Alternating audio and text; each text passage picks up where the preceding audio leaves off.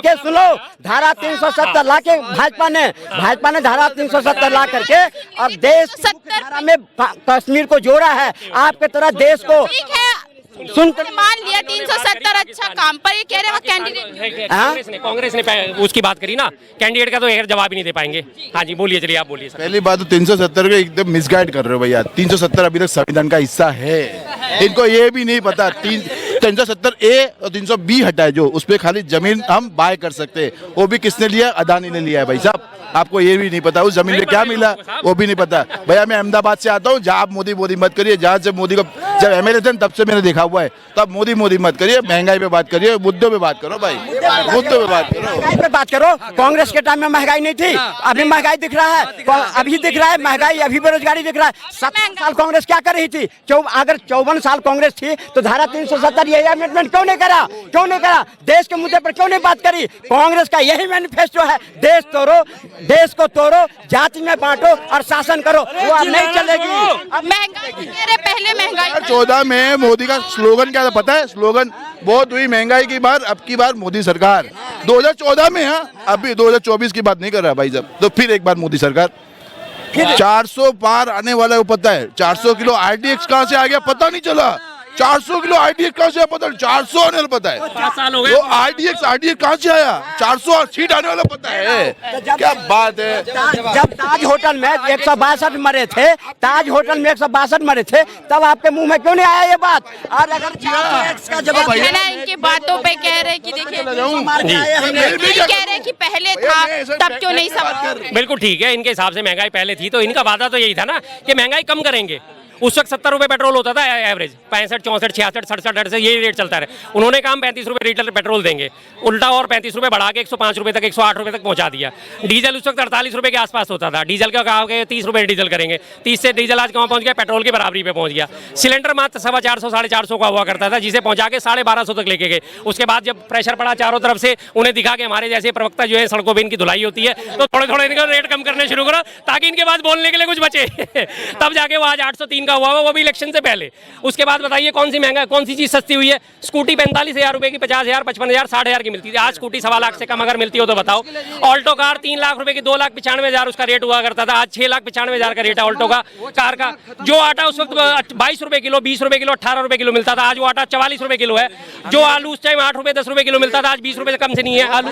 फिर बताओ, अब आप बता दीजिए क्या चीज सस्ती हुई? मैं कह रहा हूँ ये जो चश्मा पहन रखे हैं कांग्रेस वाला चश्मा, ये चश्मा अगर उतार लें, देश में विकास ही दिखेगा। चश्मा उतार दीजिए, आप बता दीजिए क्या चीज सस्ती हुई? चश्मा उतार दिया। और ये मोदी जी ने हमें सिखाए हैं कि गीदड़ों के बीच में शेर बन के रहा करो। ये शेर बन के हम खड़े हैं और ये सारे गीदड़ हैं, और मोदी जी ने बता दिए हैं जैसे मोदी जी सारे गीदड़ों के बीच में अकेले शेर बन के खड़े हैं, 400 पार के नारा दे रहे हैं। 400 पारा, क्योंकि मोदी जी की पार्टी में इस वक्त जो है ना, मोदी जी के गठबंधन में एनडीए में 45 पार्टियां शामिल हैं।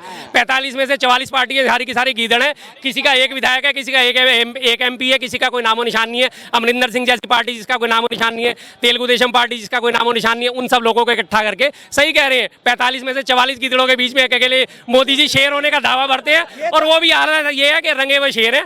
आज उनके ऊपर मीडिया सच में कह रहा हूँ न्यूट्रल हो जाए और पानी डाल दे तो सारी की सारी उनकी सच्चाई सामने आ जाएगी।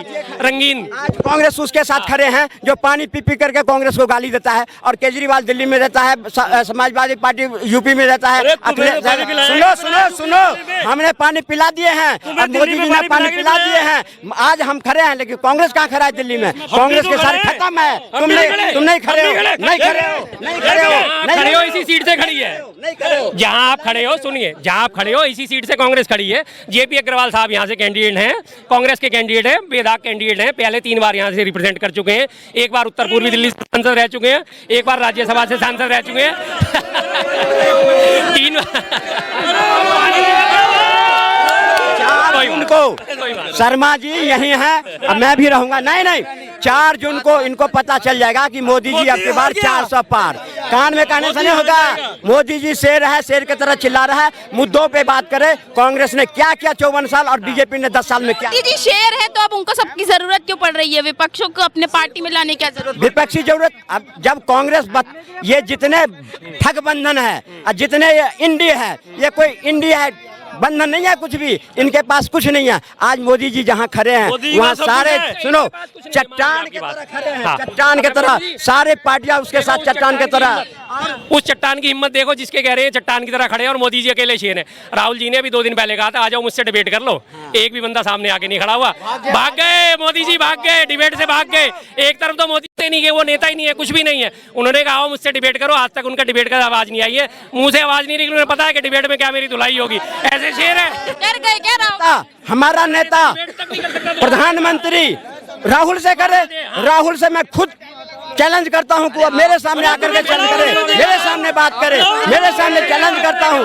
और रही बात इनकी चिल्लाने से नहीं होता, 4 जून को इनके सारे झुंझलाहट, सारे चिल्लाहट सब बंद हो जाएगी। आप प्रवक्ता है भाजपा के, आप करेंगे राहुल गांधी से? हम करेंगे। और पहले 3 ही सवाल है हमारा, जहाँ जहाँ राहुल गांधी की सरकार है पहले वहाँ महिला सुरक्षा की बात कर ले, वहाँ की महंगाई पर बात कर ले, वहाँ की बेरोजगारी पर बात कर ले, फिर देश के बारे में सोचे। वो देश के बारे में क्या सोचेगा जिसके जमीन खिसक गया देश से, वो क्या देश के बारे में मुद्दों पे बात? बिल्कुल इन्होंने बात करी कि जहाँ जहाँ उनकी सरकार है, हिमाचल में सरकार है, हिमाचल में इन्होंने जितनी गारंटी दी थी सारी पूरी हो रही है। अगले दिन से ही शुरुआत हो गई थी, कैबिनेट मीटिंग बैठती, सबसे पहले उन्होंने कहा था सेब व्यापारियों को उनका पूरा हक मिलेगा, उनको मिलना शुरू हुआ। महिलाओं को सम्मान मिलेगा, महिलाओं को सम्मान मिला। कर्नाटक में सरकार आई, 500 रुपए में सिलेंडर देंगे, 500 रुपए में सिलेंडर दे रहे हैं। महिलाओं को बस फ्री करेंगे, महिलाओं को बस फ्री कर दी। उसके बाद रही बात सुरक्षा की, जैसी प्रज्वल रेवन्ना का मामला सामने आया और जैसी वो मामला खुला, प्रज्वल रेवन्ना को भगा दिया केंद्र सरकार ने, डिपोर्ट हो गया, वो इमीडिएट वहाँ जर्मनी भाग गया। वहाँ पे SIT बिठा रखी है, उसके जो बड़े भाई था और उसका जो दादा था, वो दादा नहीं सॉरी उसका ताऊ, उसको गिरफ्तार करा वहाँ पे। तो महिला सुरक्षा पे क्या काम नहीं कर रही? कौन सा काम ऐसा है कि जो कांग्रेस सरकार ने कहने के बावजूद ना करा हो? ये तो सिर्फ इनको दिखेगा नहीं, क्योंकि इन लोगों को सिर्फ बात ही करनी है, बात करनी है, बातें करने में कुछ नहीं जाता, सीधी सी बात है। तीसरी आपकी वहाँ पे सरकार है तेलंगाना में बताओ कौन सी गारंटी पूरी नहीं करी? कोई ये गारंटी बता दो कि ये पूरी नहीं हुई है सरकार बनने के बाद से। जो बोला सारी गारंटी पूरी की। इन्होंने हिमाचल की बात करी मैडम, हिमाचल में अगर कांग्रेस सब कुछ करा होता तो इनके 8 MLA पार्टी छोड़ करके और भाजपा को समर्थन करता और वहाँ राज्यसभा के सांसद भाजपा के चुने जाता। इनकी क्या कमी रही, क्या कांग्रेस की कमी रही हिमाचल में जो 8 कांग्रेस के विधायक भाजपा ज्वाइन कर लिया और फिर वो चुनाव लड़ रहा है भाजपा के टिकट पर? क्या कही कांग्रेस? और फिर क्या कमी रही राजस्थान में जो सिटिंग MP छोड़ के बीजेपी छोड़ के और कांग्रेस में शामिल हो गए? क्या कमी रही हरियाणा में जो वहाँ का सांसद छोड़ के बीजेपी छोड़ के और कांग्रेस में शामिल हो गया? क्या कमी रही कर्नाटका में जो जगदीश शेट्टार जो है बीजेपी छोड़ के कांग्रेस में आया था? क्या कमी रह गई थी जो येदियुरप्पा ने समर्थन देने से मना कर दिया था? क्या कमी रह गई थी? जवाब मैडम जवाब बताओ। तो कमी तो रही ना, कमी दिल्ली में भी ढूंढो ना, जो आपके प्रदेश अध्यक्ष को भाजपा में चलाया, रमेश वो क्या नाम है, इतने MLA सब क्यों चलाया छोड़ करके? आपका कितने को नहीं किया? राजकुमार चौहान, नसीब सिंह, क्या बात करते हैं? कांग्रेस का मैडम कहने के लिए आ जाते हैं, है कुछ नहीं, इनके बर्तन बिके हुए हैं, कांग्रेस का बर्तन बिका हुआ है। और न हो तो 4 जून को शर्मा जी नजर नहीं आएंगे, ये मैं चैलेंज करके जा रहा हूँ। 4 जून को शर्मा जी नजर नहीं आएंगे और आप न हो तो इनसे लिखवा लो, मैं लिख करके देता हूँ। चैलेंज कर रहे हैं इतना बड़ा, ये कह रहे 4 जून के बाद दिखाई नहीं पड़े। देखो जी अच्छी गलत देख लो, 4 के बाद भी दिखूंगा, 5 को भी दिखूंगा, 6 को भी दिखूंगा, लगातार दिखूंगा, क्योंकि मेरा काम ही यहाँ से होता है, मुझे तो रोज आना जाना है ही है। ये साहब ना नजर आए और ये मुझे न देख के कन्नी काट के निकल जाए तो अलग बात है। ये लगाएंगे। अच्छा मोदी जी कह रहे हैं कि हमने तो 10 साल में 2 गुना एम्स बना दिए, कांग्रेस ने क्या किया सर?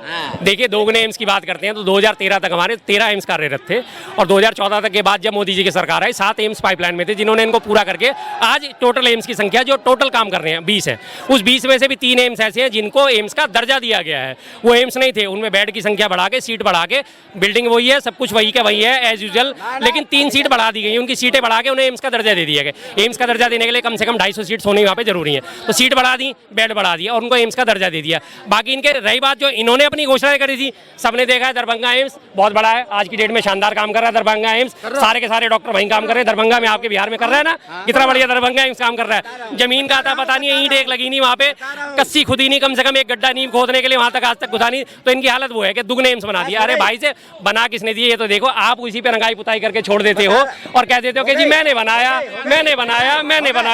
कांग्रेस 54 साल कांग्रेस देश में शासन करा, सिर्फ 5 एम्स बनाए।